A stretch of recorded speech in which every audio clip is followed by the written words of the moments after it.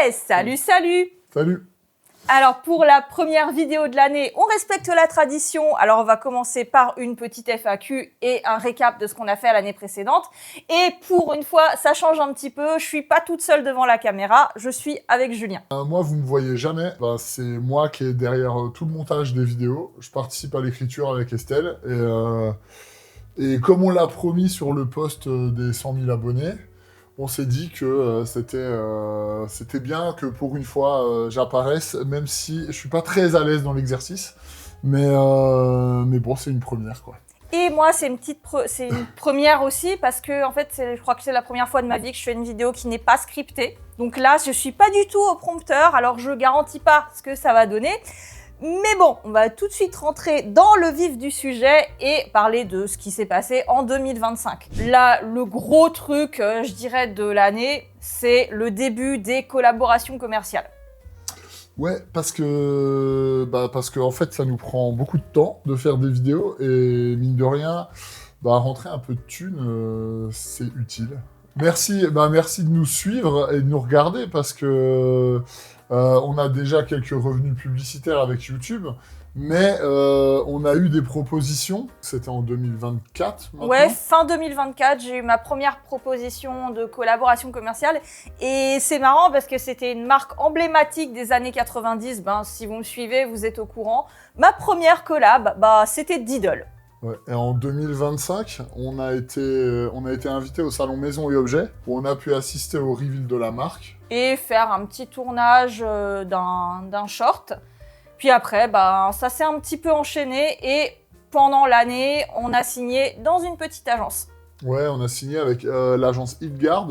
Qui s'occupe de nous trouver des sponsors pour les vidéos en fait. On essaie de rendre ça le plus amusant possible. Ça a l'air de vous plaire vu les remarques, les commentaires qu'on a pu avoir. Donc tant mieux. On va continuer sur cette lancée parce que... c'est ça qui va nous permettre de continuer de faire des vidéos, quoi. Ouais, vous verrez avec les différents projets qu'on a à venir que justement, c'est quelque chose qui nous coûte un peu d'argent. Parce que notamment, on a des déplacements, parce que maintenant, on commence à aller dans des musées un peu plus loin. Il y a parfois un petit peu de location de matériel et d'achat de matériel aussi. Parce qu'on se rend compte au fur et à mesure des tournages qu'on n'est pas forcément équipé pour parer à toute éventualité. Du coup, l'argent des vidéos, des sponsors, ça nous aide pas mal pour ça. Justement, à propos de vidéos aussi, en 2025, une des grandes nouveautés de la chaîne, c'est qu'on a commencé, on avait commencé à la fin de l'année dernière à vous présenter 2024. à la fin de 2024, à présenter des véhicules. On avait commencé avec la Jeep. Et après, on a eu une grosse opportunité début 2025. On a pu faire nos 2 premiers avions. Il y a eu une grosse commémo à Colmar et ils ont fait venir des avions de la Seconde Guerre. On a fait un peu des pieds et des mains pour s'incruster pendant les commémos pour venir filmer nos vidéos. Ils nous ont fait confiance, on a pu faire nos sujets, on était très contents, même si les conditions de tournage étaient un peu difficiles. Ouais, mais ça, je vais y revenir un petit peu plus tard. On a continué à faire des nouveaux épisodes de Souviens-toi le siècle dernier, parce que on sait que c'est un format qui plaît bien, et ça, je tiens vraiment à continuer à en faire, parce que c'est un format que j'adore faire aussi. C'est son format préféré. Ouais, voilà. Donc, raconter des histoires criminelles et des trucs sordides en costume, c'est vraiment ce qu'elle aime le plus. Voilà, ouais, c'est ça. Fin 2024, on avait filmé au musée des anciens commerces. Ouais, et cette année, on a pu filmer c'était cette année, oui, en 2025, à l'écomusée. On était de retour à l'écomusée. Et aussi à la Cité du Train à Mulhouse. On a pas mal de projets encore par rapport à ça, mais on y reviendra aussi en fin de vidéo. Gros délire de l'année. Gros délire de l'année, ça, vous l'avez forcément vu passer parce que la vidéo, elle a eu énormément de succès. J'étais vraiment contente de comment ça a été reçu. C'est quand je vous ai fait l'histoire du X-Wing comme s'il existait. Alors ça, c'est un peu en rapport avec notre vrai travail, parce que même si YouTube commence un petit peu à nous rapporter, on est loin de pouvoir en vivre. Notre vrai boulot, pour ceux qui savent pas, on est artisan et on fabrique des objets de décoration en bois, en découpe laser. On est pas mal dans la thématique geek. Geek, Japon, et du coup, on les vend sur les conventions, Paris Manga, Japan Expo. Et sur ces conventions, il y a plein de cosplayers, de décors de films et tout. Et puis bon, à force, on rencontre pas mal de gens, on a des amis qui font du cosplay. Et de fil en aiguille, on s'est un petit peu rapproché de cosplayers de l'univers de Star Wars. Il y en a qui connaissaient nos vidéos. Et là, on s'est dit, ah, ça serait bien si on pouvait faire comme les avions, mais avec un X-Wing. Et là, il y a quelqu'un qui m'a dit, ah, mais moi, je connais un gars, il a un X-Wing, échelle 1. Et là, c'est bon, on est complètement parti en vrille et on s'est dit, non, mais il faut qu'on fasse le X-Wing, quoi. Ouais, et voilà, le résultat, la vidéo, franchement, c'était un truc, on est allé tourner ça en Auvergne, dans un camping. Ouais, enfin, c'est tout un truc, c'était assez improbable, mais le résultat, franchement, moi, je suis super contente. Ouais, le résultat est là et on espère. C'est vraiment pas facile, mais... C'est pas facile, ouais. C'est plus facile d'avoir un avion de la Seconde Guerre, voire même de la Première, plutôt qu'un véhicule fictif. Ouais, déjà, il faut qu'il existe. Faut déjà que quelqu'un l'ait fait, ouais. Ouais, vous avez été beaucoup à réclamer dans les commentaires d'autres vaisseaux. Alors bon, des trucs de Star Wars, bien sûr. Il y en a qui ont réclamé le Viper de Battlestar Galactica. Moi, je suis assez fan de la série et j'adore ce vaisseau, mais pour en trouver des répliques à l'échelle 1, ça va être un peu compliqué, en tout cas en Europe, je pense. Ouais. Mais bon, on sait jamais, faut jamais dire jamais, mais vraiment, c'est pas du tout prévu. Le truc qu'on aimerait bien faire, c'est qu'on aimerait bien faire un véhicule de l'Empire. Ouais. Mais il existe des TIE Fighter échelle 1. On a contacté c'est un peu compliqué parce qu'ils sont... des gens qui en ont. Ils sont souvent démontés. Et du coup, pour faire des tournages hors convention, c'est un petit peu compliqué. Mais bon, je perds pas espoir. Peut-être qu'un jour, on va y arriver. Ouais, ils sont stockés, comme t'as dit, Estelle. Oui, ils sont stockés démontés, quoi. Ils sont stockés démontés. Et le problème, c'est quand ils sont montés, c'est en convention. Et le filmer en costume pour un truc immersif entre un stand de churros et un stand de cosplay de perruque, ça casse un peu le délire, hein. Donc il faudrait le monter. Un stand de body pillow juste derrière, c'est trop bien ça. il faudrait le monter exprès pour notre tournage. Ça implique une loc, c'est pas gratuit, et vu le budget que ça a l'air de coûter, va falloir un peu plus de sponsors. Ouais, vu les fourchettes qu'on a eues, honnêtement, si j'ai l'argent à mettre là-dedans, j'aurais de quoi en fabriquer. Hein. Oui. Peut-être. Donc, autant on va se concentrer sur des trucs qu'on peut faire pour l'instant et on verra plus tard. Si on arrive à faire un truc genre un TIE Fighter, ce serait trop bien. Et justement, après la vidéo du X-Wing, il y a une autre personne qui m'a contacté d'une asso de Reconstite et qui m'a proposé de faire notre premier véhicule blindé. Du coup, c'était une réplique du Sturmgeschütz 3 allemand. Ça s'est bouclé genre en une semaine. Ouais, j'ai écrit la vidéo parce que... En 2 jours. Ouais, j'ai écrit la vidéo en 2 jours, ouais. Parce que, en fait, il s'avérait que ce groupe de reconstitueurs venait à Ufheim, donc le gros événement qui est au mois de juillet, qui est pas très loin de chez nous. Et donc, c'était l'occasion en or pour faire ce tournage. C'était le premier tournage de blindé. Et c'est marrant parce qu'à chaque fois qu'on sort une vidéo sur un type de véhicule, donc on a fait... Quand on fait des avions, dans les commentaires, on me demande des avions. Si on fait un blindé, on va me demander des blindés. On va demander des blindés. Si on fait une voiture, on va me demander d'autres voitures.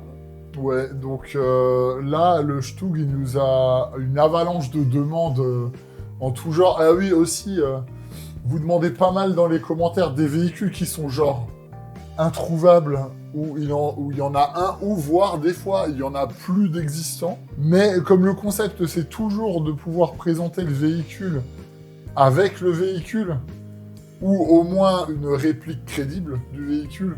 Ouais. Par exemple, on nous a demandé le char allemand, le Maus, le gros. Le Maus, ouais, qui est resté à l'état de prototype. Mais il y en a un. Il y en a un, c'est le proto et qui est dans un musée. En Russie, je crois. Je sais pas. Si. Je sais pas si c'est en Allemagne ou en Russie. Bref, non, je sais pas. Mais je sais qu'il y a le proto. Si, il est au musée des blindés en Russie. À Moscou, et c'est un peu compliqué d'aller tourner là-bas. Donc on se garde ça sous le coude et on verra. C'est jamais. Si le monde change, on Ouais. verra un jour. Alors, après, on a continué avec les avions et justement à Colmar, on a rencontré des personnes qui étaient, ils faisaient partie d'associations qui étaient en lien avec le musée volant de La Ferté-Alais. Alors il y a tout le monde, ah tu connais La Ferté, il y a plein d'avions. Ça, c'est un truc qui est sorti dès qu'on a tourné. Dès qu'on a commencé à tourner des avions, ah ouais, tu connais La Ferté, faut trop que t'ailles là-bas, il y a plein d'avions. On a fini par rencontrer des gens justement qui étaient en lien avec ce musée. Puis pareil, on les a contactés et là pareil, on a eu une opportunité en or. On a tourné 4 vidéos En 2 jours. au mois de septembre.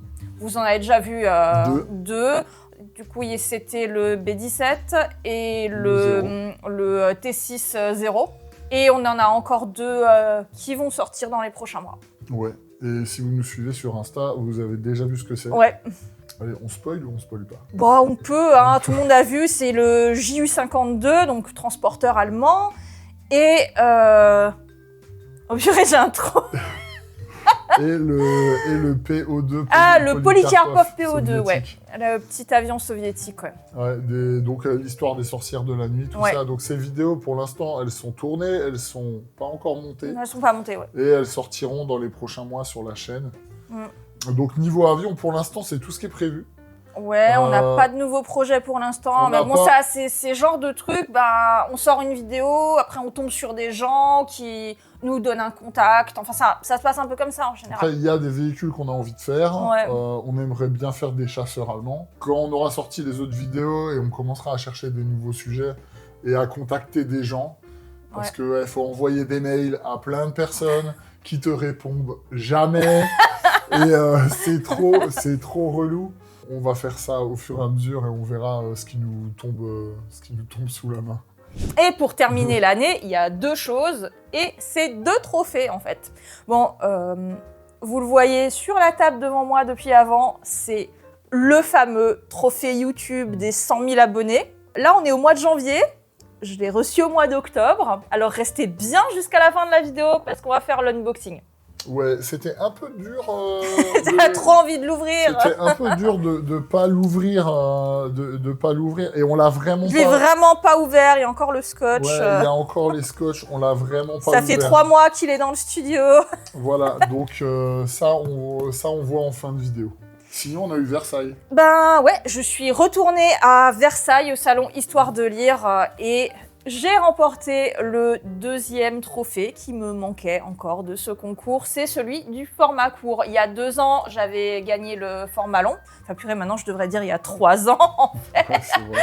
C'est un peu compliqué, là. Du coup, j'avais gagné le prix du format long et cette année, j'étais de nouveau sélectionnée avec ma vidéo sur les Stormtroopers de la Première Guerre mondiale, donc les véritables Stormtroopers. Je pense que le petit costume Star Wars dans la vidéo, il a fait son effet. Ouais. En tout cas, je remercie encore une fois tous ceux qui ont voté pour moi. L'Empire, la Rébellion, mes abonnés, tout le monde. Ouais, voilà. Donc, on a gagné le prix du public. Donc, ça, c'était donc au vote du public. Au vote du public, ouais. Et on a rencontré... On a rencontré plein de créateurs, des gens que je connaissais déjà, des gens que je connaissais pas encore. Et puis, le salon, c'est super sympa, comme toujours. Pour ceux qui aiment les livres autour de l'histoire, si vous allez là-bas, vous êtes servis, franchement. Il y a un peu de tout pour tous les goûts, sur toutes les époques, tous les sujets. La Seconde Guerre, Napoléon, Louis XIV. C'est l'occasion d'aller visiter le château de Versailles aussi. J'ai chopé un livre d'anecdotes. Oui. J'ai chopé un livre d'anecdotes historiques, des trucs un peu insolites. En gros, c'est une mine de sujets pour faire des formats shorts.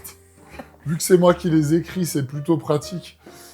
C'est plutôt pratique pour trouver des idées, quoi. Ensuite, je pense qu'on va passer aux questions. Ouais.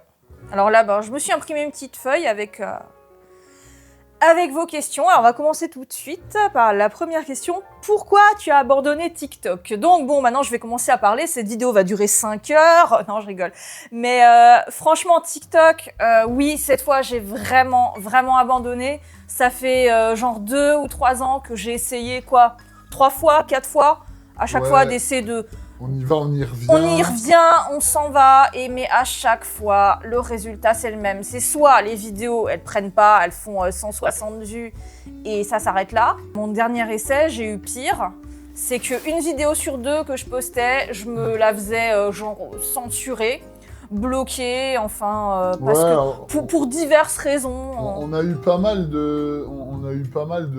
je sais pas, c'est pas des claims. C'est pas des claims, mais genre des espèces de signalements pour incitation à la haine. Pourquoi? Parce que j'ai parlé du soda du Troisième Reich. Dès que c'est le Troisième Reich, c'est bon, voilà, quoi. Donc, ouais, Puis après, je me suis fait censurer des sujets, j'ai vraiment pas compris. J'ai parlé d'une tendance mode des années 20 qui consiste à se maquiller les genoux, enfin se dessiner des fleurs, des trucs sur les genoux. Voilà. Mais je me suis fait censurer pour, je sais pas, incitation à la haine ou je sais pas quoi, j'ai vraiment pas compris. Et pareil sur une vidéo qui parlait de Coca-Cola et du Père Noël. Comme quoi, c'est pas Coca-Cola qui a inventé le Père Noël. Enfin, ouais, voilà, je sais pas, est-ce que j'ai heurté les croyances de quelqu'un? J'en sais rien, mais enfin, c'est le genre de sujet où je me fais censurer. Alors, au bout d'un moment, je me dis, tu sais quoi, laisse tomber, c'est pas une plateforme pour moi. Moi, j'ai une théorie, c'est que t'as peut-être spoilé que le Père Noël existe pas. Ah, j'ai peut-être spoilé que le Père Noël n'existe pas, ouais. Désolée pour les TikTokers qui croyaient encore au Père Noël, voilà. Bon, c'est ma faute, ouais.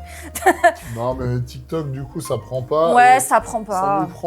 Ça nous prend vachement de temps de cross-poster sur d'autres plateformes parce que c'est pas automatisé. Même si on poste le même contenu que sur YouTube, au moins sur YouTube, ça marche. Il y a une audience, l'algo, je pense qu'il nous connaît à force. Ou alors, on fait pas le bon genre de contenu. Peut-être que le fait que ce soit scripté, avec... peut-être que le montage, il passe pas. Peut-être que ça plaît juste pas, en fait. Lui au prompteur, ou je sais pas, tu vois, mais du coup, ça plaît pas trop.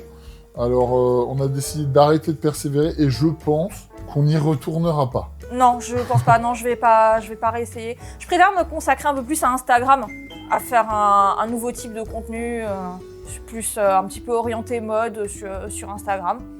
Mais TikTok, non, je laisse tomber. Et d'ailleurs, tant que j'y suis aussi, j'ai essayé une petite expérience depuis 3-4 mois sur Facebook. Je suis sûre que vous n'êtes même pas au courant, c'est normal, parce que ça n'a pas pris non plus. En fait, mon contenu, j'essaie de poster mes shorts, puis des photos anciennes avec des petites anecdotes et tout, un petit peu comme toutes les pages seconde guerre qu'on peut voir sur Facebook.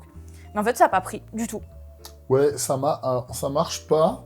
Et en vrai, on a demandé. C'est con, hein, mais on a demandé à ChatGPT d'analyser le truc. Pourquoi mon contenu ne marche pas sur Facebook? En fait, du coup, on m'a aussi dit que c'est pas une plateforme qui est pour moi. Ouais, alors pour rentrer un peu dans le détail de pourquoi, selon ChatGPT, son analyse a l'air assez crédible quand même. Il dit qu'en fait, Facebook, c'est une plateforme qui fonctionne sur le conflit. Les interactions, et c'est pour ça que moi je me rends compte sur Facebook, il y a plein de posts avec des photos, des trucs.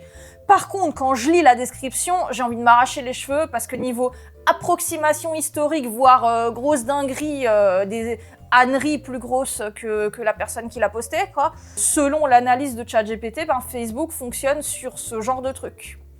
En fait, il y a un contenu approximatif qui est posté.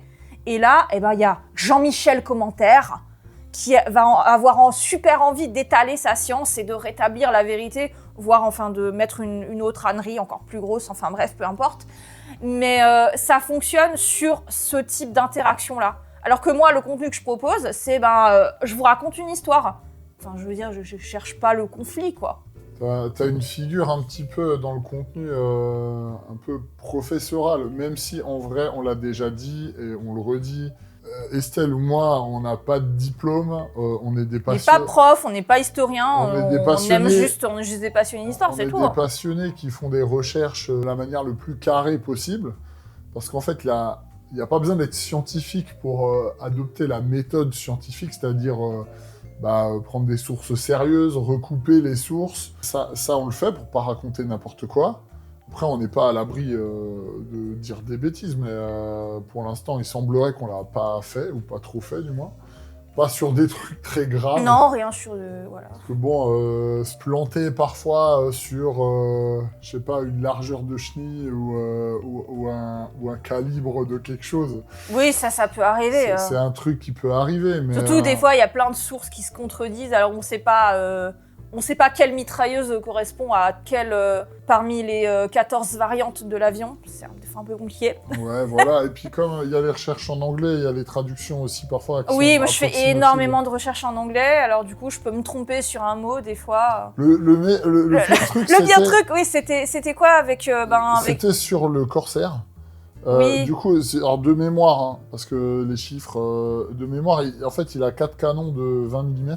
C'est ça, hein, il me semble. Je l'ai plus de tout en tête. Et le truc, c'est t'as dit, dans la vidéo, t'as dû dire mitrailleuse de 20 mm. Moi, j'ai dit mitrailleuse, alors qu'au-dessus d'un certain calibre, on dit un canon. Sauf qu'en anglais, c'est gun. Un canon de 20 mm, c'est gun. Un pistolet, c'est gun. Un revolver, c'est gun. Et un gros canon de bateau pirate qui tire des boulets, c'est gun. Voilà. Gun. Donc bon, du coup, niveau erreur qu'on fait dans les vidéos, on n'est pas à l'abri. Personne n'est à l'abri de toute façon. On n'est pas à l'abri, mais jusqu'ici, je pense qu'on s'en sort pas trop mal. Et on était sur quelle question, là? On était sur... Attends, que je reprenne. En fait, on était encore sur pourquoi j'ai abandonné TikTok et que j'ai dit que j'ai abandonné Facebook aussi. Mais on s'est un peu perdu. Et ouais, Facebook, on a décidé d'arrêter parce que le contenu, il faisait pareil, il touchait personne, en fait. Il touchait personne, il suscitait l'indifférence. Et autant se consacrer à YouTube et puis aux choses qui marchent au lieu d'essayer de perdre son temps à s'adapter à un public qui n'est pas le nôtre. Voilà. Donc voilà. Donc TikTok, Facebook, voilà. Bye même bye. combat. Ensuite, quel est ton avion préféré de la Seconde Guerre? Alors ça c'est une question super difficile à répondre parce que je sais pas si j'ai un avion préféré ou pas, parce que moi, ce que j'aime bien, c'est toutes les histoires qui sont autour, hein. Que ce soit le P-51, le Corsair, le B-17, il y a tellement de trucs à raconter autour. Après, esthétiquement, j'aime bien le Corsair, faut dire. C'est parce que tu l'as en petite broche. Ouais, je l'ai acheté en petite broche au musée de la Ferté pour mettre sur mon blazer. Ouais. Mais ouais, je trouve il a une silhouette qui est super reconnaissable. C'est pas parce que C'est pas parce que je suis fan de Papy Boyington, hein. J'ai regardé qu'un épisode de la série. Tu t'es infligé. Je me suis infligé le premier épisode pilote des têtes brûlées, puis après j'ai vu plein d'extraits et de trucs. Mais oui, non, mais ouais, à choisir, hein, ça pourrait être celui-là, quoi. Mais moi, ce que j'aime surtout, c'est toutes les histoires qu'il y a autour de tous les avions, quoi. Il y a tellement de trucs super intéressants. Est-ce que t'aimes pas les avions moches du Troisième Reich? Ah, les avions moches du Troisième Reich. C'est pas que je les aime pas, mais ceux-là, ils mériteraient une vidéo, franchement. Parce qu'il y a de ces trucs. Entre la fusion de deux avions, les avions asymétriques, il y aurait de quoi dire. Hein. Moi, j'aime bien le... Ah, alors, attends. C'est le Heinkel 111. Le Zwilling. Donc, oui, c'est un 2 en 1. Donc en gros, c'est un bombardier allemand. Pour ceux qui ont la ref, je crois c'est le bombardier allemand qui voyage dans le temps à la fin du dernier Indiana Jones. Cette scène improbable où il survole une bataille en Grèce antique, là, c'est incroyable. Et du coup, les Allemands, ils ont pris cet avion. Ils l'ont fusionné pour en faire deux. C'est-à-dire, il y a deux fuselages principaux avec une aile qui les relie au milieu. Et en tout, il y a donc... et les ailes sur les côtés, il y a donc 6 moteurs. Et c'était un avion qui était fait pour tracter un planeur lourd. Planeur méga lourd. Le plus gros planeur... Enfin, le plus gros planeur du Troisième Reich. J'aime bien ce genre de titre de vidéo. Et là, au moment où on parle... la vidéo est pas encore sortie, normalement au moment... Oui, il y a un short. On a un short sur le plus gros avion du Troisième Reich. Voilà. Et dedans, on évoque le Zwilling, cet avion contre nature, mais qui est un peu joli quand même. Spécial. Ouais. Il est spécial, mais peut-être qu'on l'aime bien quand même, je sais pas. Question suivante. Alors, à quand un tour dans un T-34? C'est étroit, inconfortable, des fuites d'huile partout, y entrer c'est ardu et en sortir est un défi. Eh ben, je vais pouvoir te dire ça normalement la semaine prochaine s'il pleut pas. Parce que ça y est, le T-34 c'est acté, le script est terminé, j'ai récupéré la tenue qui va bien auprès d'une amie hier. Et là, on se met d'accord avec le musée sur une date de tournage. Mais bon, vu qu'il faut tourner en extérieur et que là, en ce moment, c'est littéralement Stalingrad, Bon, c'est bien, ça tombe bien, on voulait tourner avec de la neige, je pense qu'on va être servi, à voir. Mais maintenant, on est un petit peu tributaire de la météo, donc j'espère que ça pourra se faire cette semaine. Le seul truc, c'est qu'on peut pas tourner... on peut juste pas tourner quand il pleut. On peut pas tourner... Bon, on va tourner quand il fait très il va faire super froid, très froid. Le tournage va être difficile, mais vraiment, je pense. Déjà, bon, après, t'aimes bien te plaindre des conditions de tournage. Tu t'es déjà plaint. Attends, mais il y a une question pour ça, t'inquiète. On va y revenir après. Ouais, on va y revenir. Ok. On devrait le tourner d'ici une semaine. Là, il neige. On espère qu'il va pas pleuvoir parce que ça fera fondre la neige aussi. Ouais. En tout cas, le T34, ça va se faire et il sortira dans les prochains mois sur la chaîne. J'ai hâte. Alors, pourrais-tu nous présenter toute l'équipe? Voilà. Voilà, salut. On fait ça, tout ça, on fait ça juste tous les deux. Ouais, on fait ça tous les deux. Pour expliquer un peu les rôles, toutes les vidéos longues que vous voyez, c'est Estelle qui fait les recherches, parce qu'elle est très patiente et très méticuleuse. Et ça la dérange pas de s'enquiller des pages entières de documents scannés, écrits à la main. Des rapports de police écrits à la main en 1895, c'est génial. Mais j'adore Souviens-toi le siècle dernier. Donc ça lui dérange pas de faire ça. Elle est capable de lire des vieux trucs en allemand écrits en gothique. Donc c'est pratique quand tu fais des vidéos sur des véhicules de la Seconde Guerre allemand. Moi, ce que je fais, c'est que tous les formats short que vous voyez sur la chaîne, c'est moi qui les écris et qui fais les recherches. Parce que ça me prend pas trop de temps à écrire et que ça dépasse pas ma capacité de concentration. Mais ouais, tous les shorts, c'est moi qui les écris.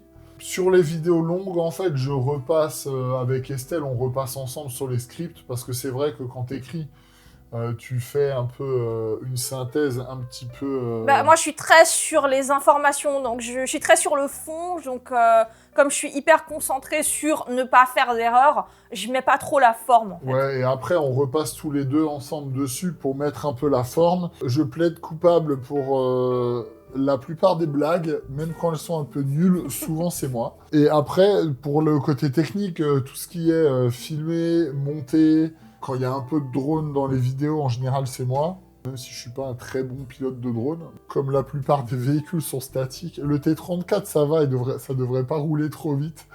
Donc je pense qu'on aura des belles images extérieures. Je fais tout ce qui est montage parce que moi, à la base, je suis infographiste. J'ai fait du montage vidéo dans un de mes anciens boulots pendant des années. C'est quelque chose qui me plaît. J'aime bien raconter une histoire avec ça et mettre en musique le truc. Je suis assez fier d'une des dernières vidéos qu'on a fait. C'était celle sur le B17. Avec la musique, on a réussi à tirer des larmes à certaines personnes qui ont regardé, qui l'ont mis en commentaire. Ça me fait plaisir parce que c'était le but. Et moi, ça me le faisait en regardant. C'est ces trucs héroïques où tu mets un peu des violons comme ça. C'était plutôt réussi. J'étais assez fier du travail qu'on avait réussi à faire dessus. Donc ouais, on se partage ça, mais on n'est que tous les deux. Ouais. On n'est que tous les deux, plus Hildegarde maintenant qui s'occupe de négocier les de sponsors. La partie commerciale, parce que nous, on n'est pas Corben Dallas. Ouais, on n'a pas appris à négocier. On n'a pas appris à négocier, on n'est pas très fort pour ça. Et on préfère déléguer cette part à des gens compétents. Alors, quelle vidéo avez-vous préféré réaliser et la plus difficile à faire? Moi, mon format préféré, j'ai déjà dit 50 fois, c'est Souviens-toi le siècle dernier.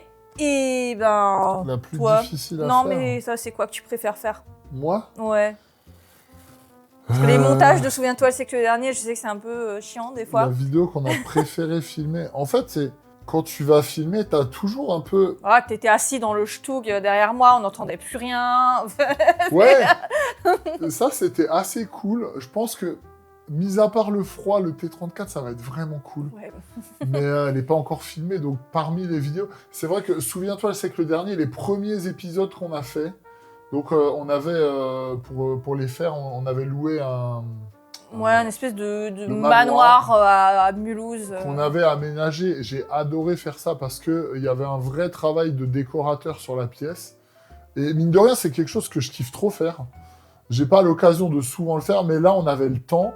On l'avait pendant, je crois, 3 jours. 3-4 jours, on était. 3-4 jours, on était sur place. Donc, le temps de vraiment tout bien installer. On a pu prendre le temps de régler les lumières pour faire un truc cool et tout. Bah, par rapport à des vidéos comme les avions qu'on a tournés à Colmar, donc le P51 et le Corsair, où il faisait froid. Ah bah, dans la plus difficile à faire, franchement, pour l'instant, sachant qu'on n'a pas encore tourné le T34 et je pense que ça va être celle-là, parce que il va faire super froid. Mais franchement, le P51 et le Corsair, moi, j'ai même cru qu'on n'allait même pas y arriver. Qu'on n'allait pas réussir à terminer celle sur le Corsair. Bah, le problème, c'est quand tu arrives sur place, que je dirais, allez, la moitié le mec des avec gens, qui on était en contact, il n'était pas là. voilà, la moitié des gens, ils sont pas au courant que tu dois filmer. Et ils ont un programme super carré avec des militaires qui font des rotations pour sauter de leur A400. Ouais, à 400, je sais plus quoi. Enfin bref, voilà. Qui font des rotations. Donc, un boucan pas possible. Que le mec qui fait, je sais pas son boulot, mais c'est son taf, mais qui est pas le mec qui fait la sécurité ou qui gère le truc sur l'aéroport, il n'est pas au courant. Visiblement, ça le fait un peu chier que tu sois là. Il fait froid et on te rabote une des 2 journées de tournage parce que Macron, il a décidé de venir avec son Falcon et donc l'aéroport, il est bouclé et on peut rien faire. Mais on a quand même réussi à terminer avant tout ça. Et puis bon, par-dessus le marché, je m'étais fait poser mon appareil dentaire 3 jours avant. J'avais tellement mal, c'était une horreur. Donc j'ai vraiment cru que j'allais pas y arriver. Ces vidéos étaient dures à tourner. Le résultat par rapport aux conditions de tournage est plutôt acceptable. Ouais. Le Corsair, ça reste encore aujourd'hui une de nos vidéos qui a fait le plus de vues. Ouais, mais ça c'est pas P. Boyington. Heureusement que le collectionneur allemand était hyper sympa. Ouais, tout le monde était hyper sympa. Le propriétaire des avions était vraiment compréhensif et vraiment sympa. Quand on a tourné le Corsair, celui-là, on l'a pas tourné sur le tarmac parce que du coup, à cause du timing, on n'a pas pu le faire dehors. Mais on le tourne dedans. T'installes tout, tu mets la caméra, tu règles tout, le prompteur c'est prêt. Et là, le mec de l'aéroport, il vient... Avec un souffleur de feuilles. Avec un putain de souffleur de feuilles. On a dû attendre un quart d'heure, je crois. Ça faisait plus de bruit que les avions qui décollaient. Ouais. Donc, mais on a réussi à finir cette vidéo, et voilà. Donc voilà, on a réussi. Mais ouais, voilà un petit peu... Chaque vidéo qu'on va tourner à l'extérieur, après les vidéos en studio, c'est un truc différent, qui est plus confortable. Et chaque vidéo qu'on va tourner dehors, les vidéos sont plus cool, mais chacune a son lot d'imprévus. Et puis le jeu, c'est d'arriver à parer à l'imprévisible. Et plus on en fait, et plus ça va. Alors plus j'emmène de matos dont la moitié ne sert jamais à rien, parce que je me dis juste c'est au cas où. Heureusement qu'on a une camionnette avec beaucoup de place derrière. On a déjà tourné de nuit et tout. L'écomusée, on a tourné de nuit. Ouais, c'est ça.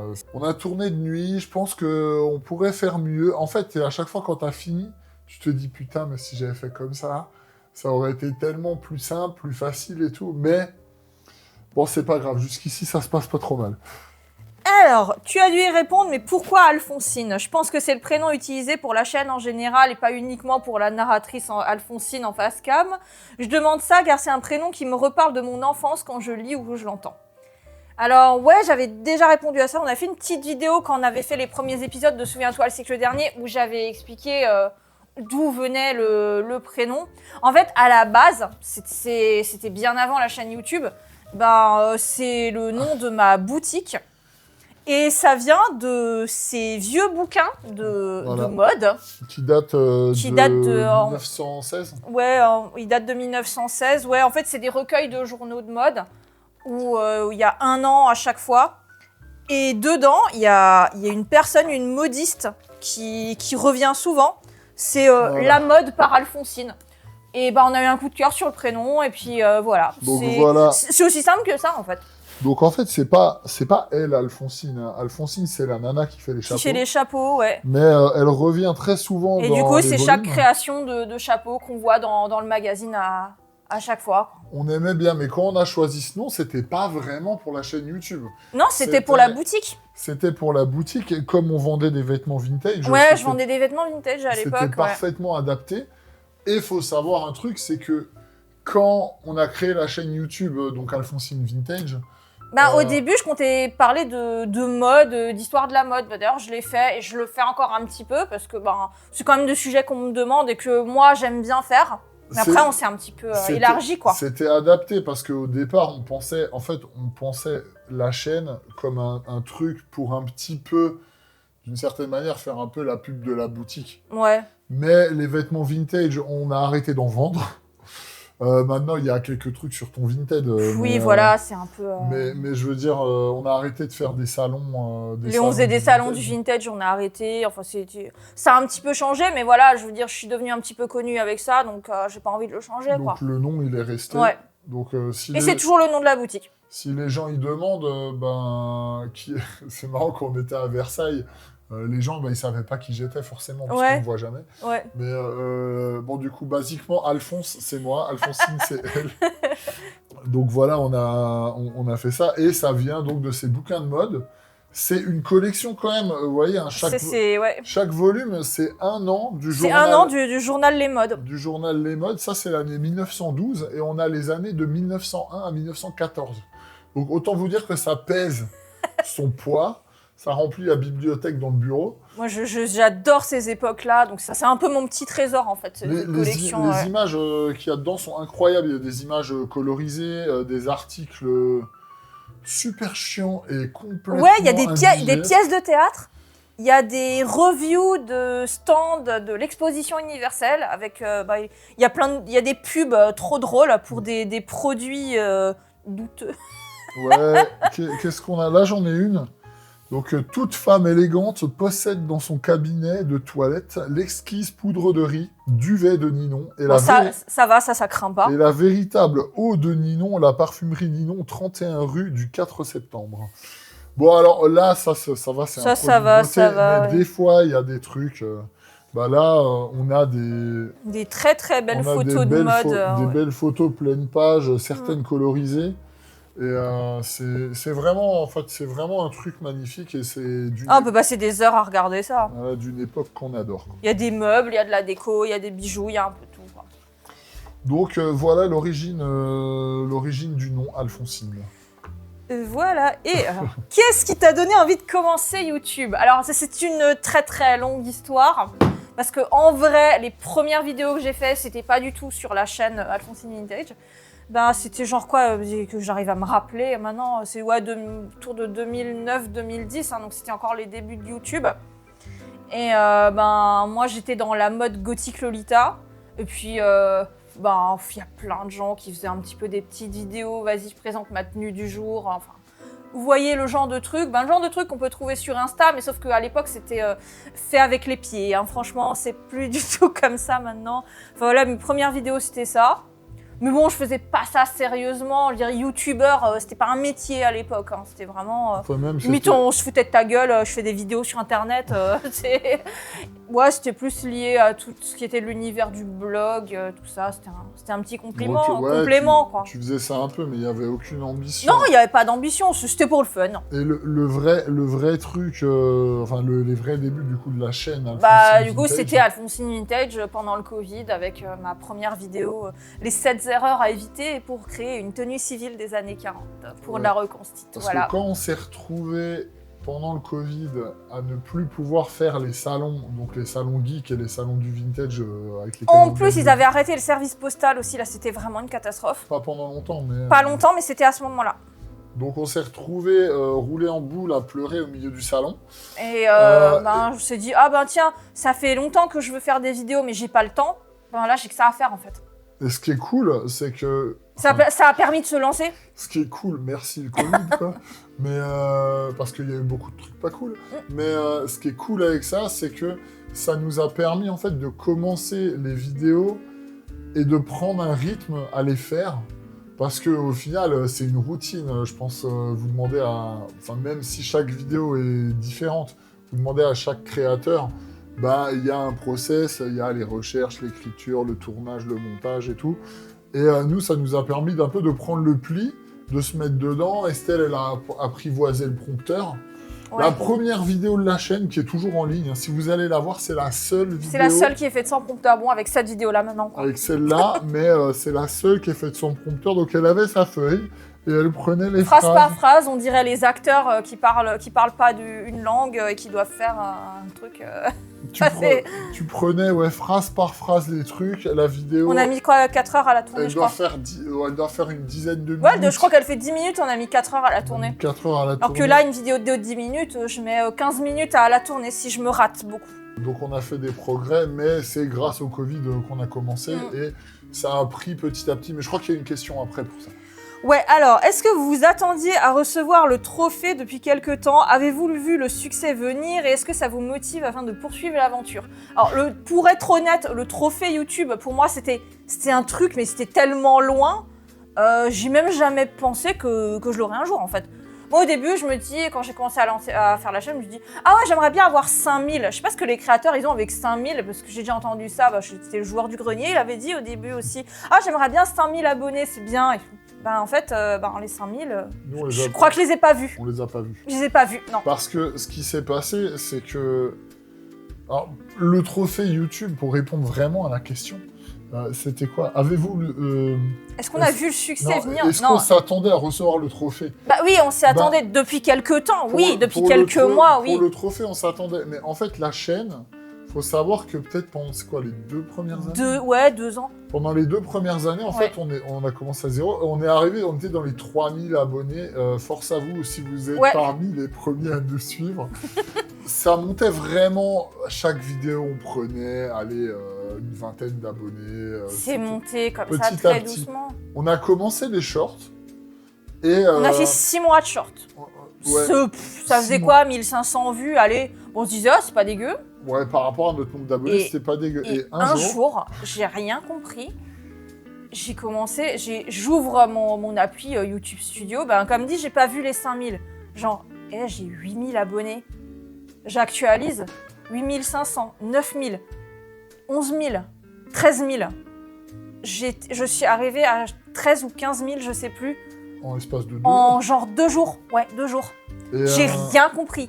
En fait, c'est 1 million de vues sur le short qui dit pourquoi on peut pas monter dans le bras de la Statue de la Liberté.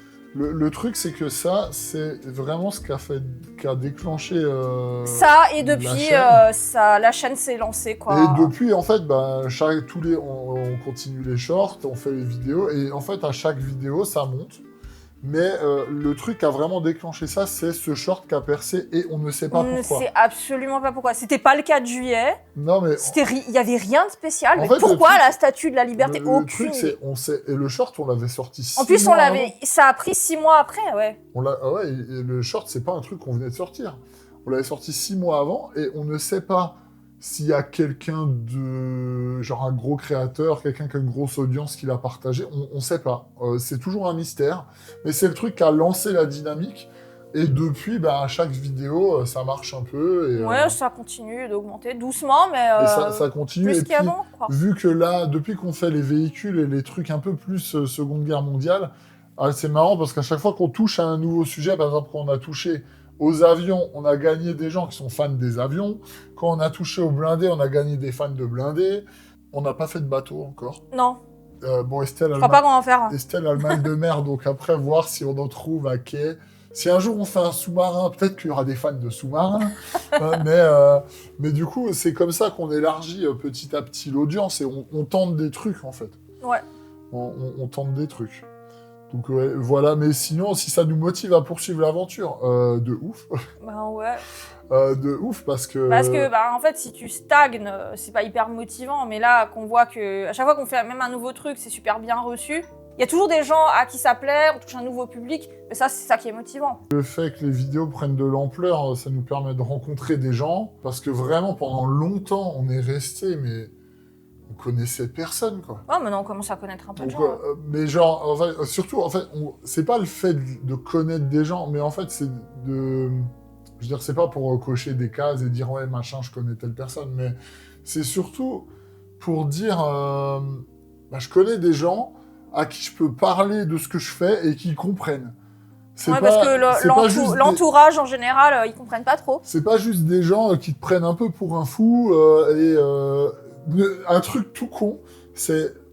Moi, je connais quasiment personne Enfin, maintenant, j'en connais, mais un petit peu. Mais pendant longtemps, j'ai connu quasiment personne qui faisait du montage vidéo autour de moi. Bon, il y en a un petit peu, Mais quoi. genre, t'as une question, mais heureusement qu'il y a, Il y a YouTube. Genre, pour T'as une chercher question, les Américains, ils y répondent. Ouais, bah non, mais ouais, tu trouves toujours des trucs, donc ça fait plaisir et ça nous motive davantage de pouvoir discuter de projets avec des gens qui comprennent vraiment ce que c'est. Bah ça, c'est aussi le fait que la chaîne devienne un petit peu plus grosse, quoi, et c'est cool. Alors, votre look vintage dans vos vidéos photos, c'est uniquement pour les vidéos ou c'est votre style de tous les jours? En tout cas, c'est très élégant. Ben déjà, merci. Et ouais, si, je m'habille comme ça tous les jours. Après, c'est sûr que je fais pas une tenue... quand on me voit en photo de reconstite, là, je cherche volontairement le détail et la justesse historique. Mais après, au quotidien, c'est juste je porte les mêmes vêtements, mais je vais pas m'amuser à faire une coiffure élaborée ou un truc, hein. Et puis bon... en vrai, t'es coiffé comme ça tout le temps. Ouais, mais après, c'est parce que j'aime bien. Mais je veux dire, je fais rien de compliqué. De toute façon, j'en suis pas capable, hein. Désolée, ça y est. je suis pas super douée. Genre, j'utilise pas de bigoudi ou de trucs de ce genre-là. Enfin, je veux dire, je vis avec mon temps, quoi. Mais j'aime bien m'inspirer de tout ce qui est vêtements anciens, pas seulement des années 40, mais aussi tout ce qui est 19e. J'aime bien ce qui est cottagecore aussi. Enfin voilà, j'aime bien... J'aime pas les jeans et les t-shirts, quoi. Ouais, sauf... Ah non, mais même pas pour conduire le ch'tou, t'avais pas Non. une tenue comme ça. Non, j'avais un pantalon années 40 avec une chemise années 40. En fait, la tenue était correcte, juste que j'avais mis une casquette farbe, parce que c'était pour dire il n'y a pas de femmes qui ont conduit des ch'touks, donc je mets une casquette farbe. Donc voilà, non, mais... J'atteste, elle est comme ça tout le temps. Quand les fringues qu'elle a pour les vidéos, c'est pas que pour les vidéos. Les seuls trucs qu'elle met que pour des événements ou des vidéos, c'est les tenues... Les tenues militaires, ouais, tenues c'est tout. militaires. Et même, il y en a beaucoup qui sont pas à moi aussi. Ouais, tu te fais prêter. Je me fais prêter pas mal de trucs parce que là, pour faire un petit peu tous les pays... Ouais, et parfois c'est compliqué. Parfois c'est compliqué, ouais. Parce que trouver des tenues hommes, c'est facile. Les tenues femmes, c'est très compliqué. On lance un appel. Voilà. S'il y a une boutique spécialisée qui a envie de devenir partenaire sur le long terme de la chaîne et nous prêter des tenues, franchement, on est chaud. Ouais. On est chaud, mais des tenues femmes, et c'est là où c'est un peu plus compliqué. En France, on connaît pas de boutique, en tout cas... Et même trouver des tenues femmes en France, moi j'achète surtout en Angleterre. Ouais, qui dépasse un peu l'infirmière. Oui, qui dépasse l'infirmière, ouais. Du Nurse US, ok. Du WAC, c'est déjà un peu plus compliqué. Et alors, des choses un petit peu atypiques, comme par exemple l'uniforme de WAC que moi j'ai avec la veste Ike. Ça, c'est introuvable, ça je l'ai acheté en Angleterre. De toute façon, c'est les Anglais qui les fabriquaient. Donc voilà. Bref, question suivante. Avez-vous déjà pensé à faire des vidéos sur l'historique de locomotives à vapeur? Alors, c'est un sujet très pointu. Il y a des passionnés de train. C'est pas notre cas. Moi, je m'y connais pas du tout. Bon, on va dire, je m'y connais pas trop en avion non plus, mais on apprend vite plein de trucs et puis c'est intéressant, quoi. Mais après, les trains, c'est pas un truc que j'ai jamais pensé, vraiment. Passer l'aspect esthétique oui. de... C'est franchement, faire des Souviens-toi le siècle dernier à la Cité du Train, j'ai envie d'en faire d'autres, c'est vraiment... C'est un super décor, c'est hyper beau. Et après, tout ce qui est technique et tout, ouais, c'est... Ouais, même technique et histoire... Ouais.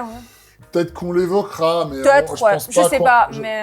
Je ne nous vois pas trop faire une vidéo sur telle locomotive, machin. Même sans connaître, tu connais, tu demandes à n'importe qui, il connaît un char, un avion, une voiture de guerre. Oui, c'est ça, oui. Mais les locomotives, c'est très très pointu. Ouais, c'est vraiment... Je pense que c'est un milieu de gens passionnés très pointus. Donc, il y en aura sûrement pour des décors, dans des vidéos, parce que c'est super stylé et beau, mais passer ça, je pense pas que ça ira plus loin.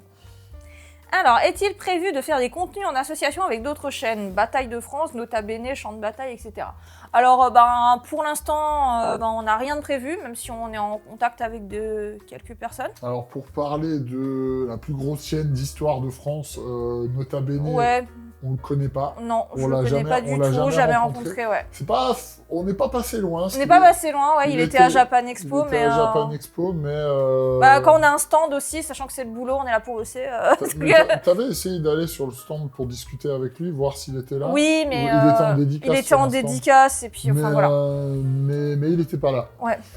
À ce moment-là, ben, les chaînes qui sont citées là, on les connaît pas. Non, je les connais pas du tout. On connaît les chaînes. On connaît les chaînes, mais après, on connaît pas le créateur. On connaît pas les créateurs.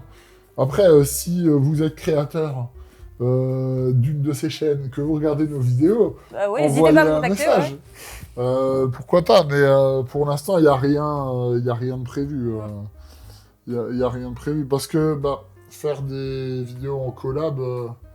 En tout cas, les créateurs que tu as rencontrés, ils sont tous en mode flemme. Ouais, c'est ça. En fait, mais c'est compliqué parce que on a tous une façon de travailler qui est différente. C'est un peu toujours ce qui revient quand on parle de ça avec d'autres créateurs. Par exemple, tous ceux qui étaient à Versailles et ceux qui étaient à Versailles la fois précédente où j'étais aussi. C'est toujours un petit peu la même chose. C'est compliqué, on est loin. Si on est potes et qu'on est à côté, c'est super simple. Mais quand on est à l'autre bout de la France, c'est compliqué. Surtout en plus que c'est pas notre boulot, on fait pas ça à temps plein. Faut arriver niveau planning à se mettre d'accord et tout. Enfin, c'est pas évident faire une collab. Ouais, en tout cas, pour l'instant, il n'y a rien. Pour l'instant, il n'y a rien de prévu. Alors, peut-être un jour, mais je sais pas. Alors, as-tu déjà pensé à faire une vidéo sur la place de la femme en Allemagne nazie? Avait-elle des rôles spécifiques liés à cette idéologie? Merci pour tes vidéos. Pardon, qui sont toujours intéressantes et bien travaillées. Alors, en fait, ça, c'est un vaste sujet. Donc, je sais pas si je ferais quelque chose. La place de la femme dans l'Allemagne nazie, en fait, c'est simple. Ils appelaient ça les 3 K. C'est Kinder, Küche et Kirche. Les enfants, la cuisine et l'église. Pas le Ku Klux Klan. Mais ils appelaient ça les 3 K. Donc, on est toujours sur le même genre de place de la femme dans un régime totalitaire. C'est toujours c'est super. J'aimerais pas y être du tout. Et puis, je sais pas si je vais traiter un jour le sujet. Je sais pas. C'est quelque chose qu'on peut toujours évoquer un petit peu. On l'évoquera sûrement dans d'autres histoires. Dans d'autres histoires, ouais. Mais en tout cas, une vidéo dédiée spécifiquement à ce sujet, pour l'instant, c'est pas prévu, ouais. Bon, c'est pas impossible. Hein, ouais, c'est pas impossible. Vas-y. Alors, ça fait quoi d'avoir 100K d'abonnés? Bientôt le million. Y aura-t-il un feat à la Ferté-Alais avec Astronogeek et sa bande? Alors, ça fait quoi d'avoir 100K? J'ai fait une capture d'écran quand j'ai eu les 100K. J'ai toujours sur mon téléphone. J'ai réussi à avoir le 100 000. Et j'ai pas fait de yo-yo. Ça c'était d'autres créateurs qui m'ont dit, tu vas voir le yo-yo, c'est horrible. 100 000 et après, tu perds 10 abonnés ou même 5 ou même 2. Et ça fait un yo-yo comme ça pendant des jours. Non, je l'ai pas eu. Non, ça va. On les a passés en ligne droite. Ouais, après j'avais tout de suite 100 de nouveau. Pas très vite, mais... Du coup, c'était bien. C'était cool. Bientôt le million. Non, je pense pas. Je sais pas.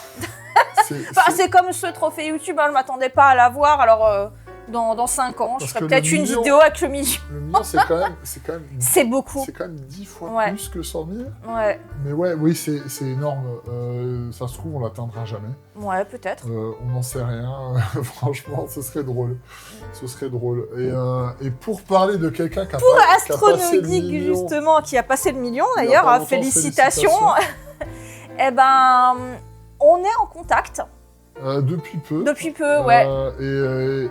Il s'avère qu'on est dans la même région, mais cette région est très grande, donc c'est pas comme si on était à côté non plus. En fait, il y a un truc, c'est savoir où est situé Astronogeek. Ça nous a fait réaliser à quel point l'Alsace, c'est grand. C'était très grand. Ouais, c'est ça. Parce que franchement, je pensais pas que c'était possible d'être aussi loin dans un genre. Mais pour traverser l'Alsace, je pense qu'il faut 2h30, non? Pour faire si tu veux faire Altkirch jusqu'à Saarbrück, là. Au-dessus d'Agno, là. Mais du coup, on est dans la même région, ce qui peut faciliter les choses. On a commencé à discuter ensemble.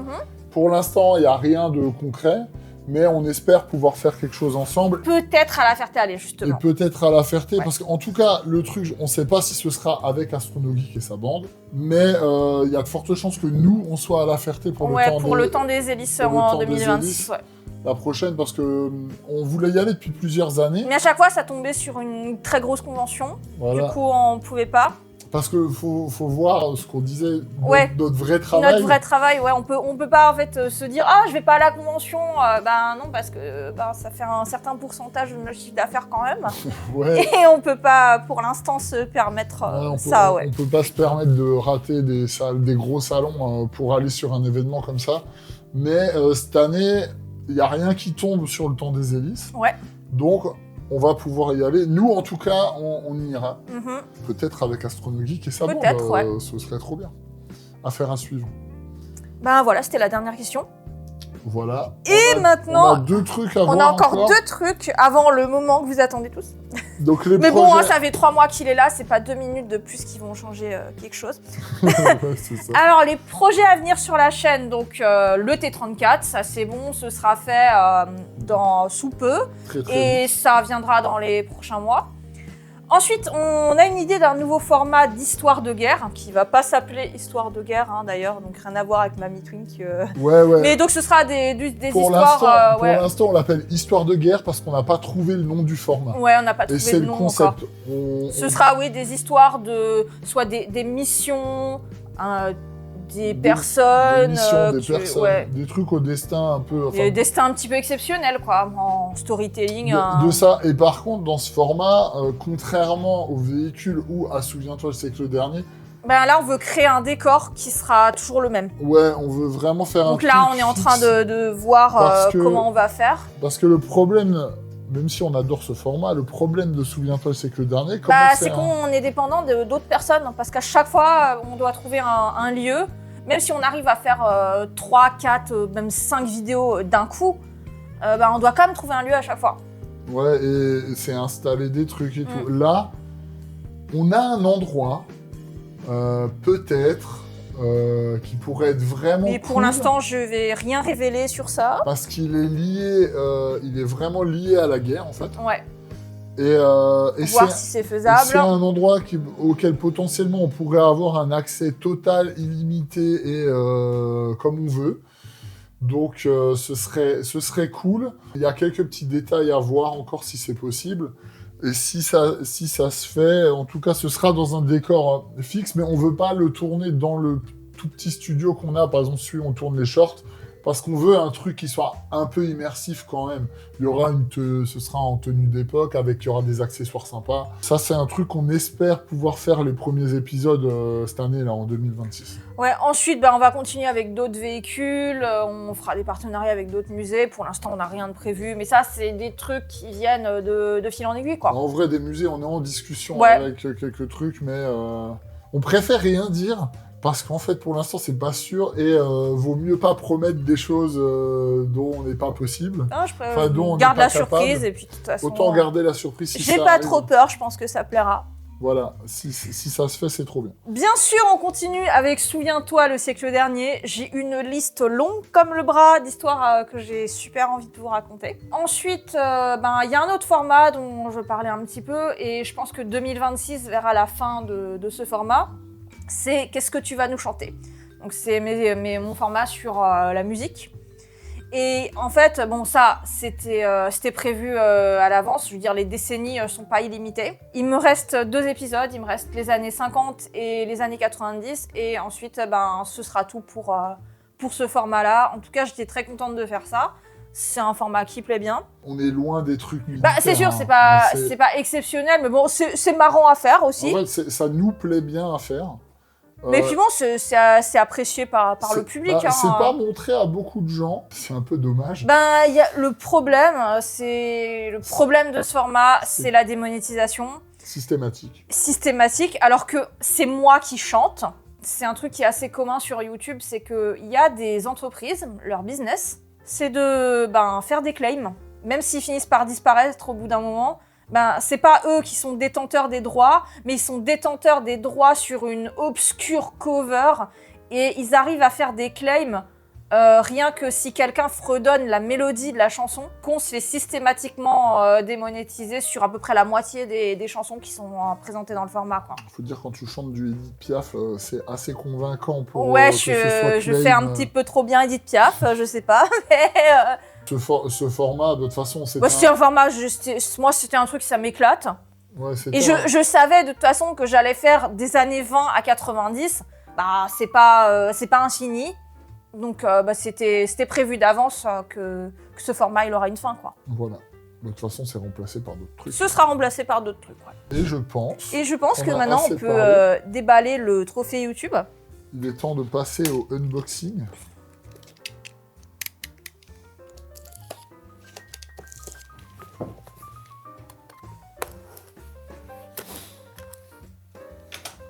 Ça fait tellement longtemps que je le regarde dans les studios, celui-là, à chaque fois que j'y vais.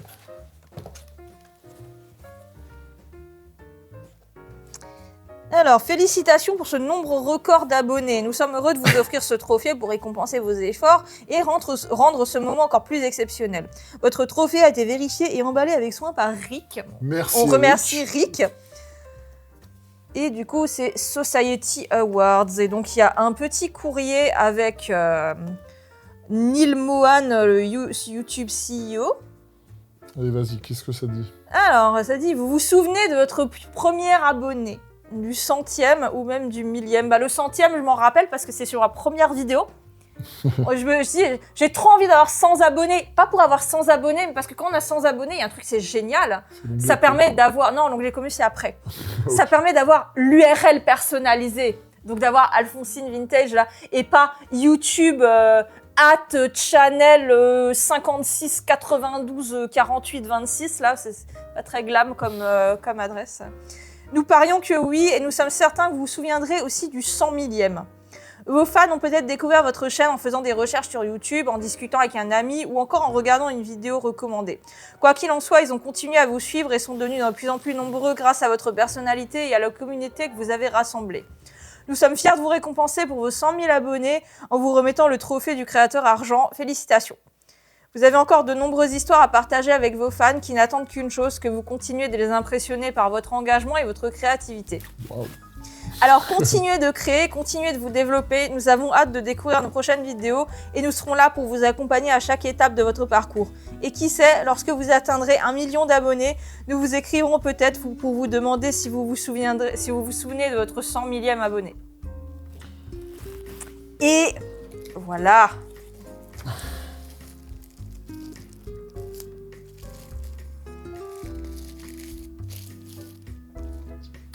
Waouh. Avec Alphonsine Vintage. Voilà. Donc c'est pas la fin, c'est même que le début. Ouais. Et on espère que vous nous suivrez encore longtemps, encore plus nombreux. Et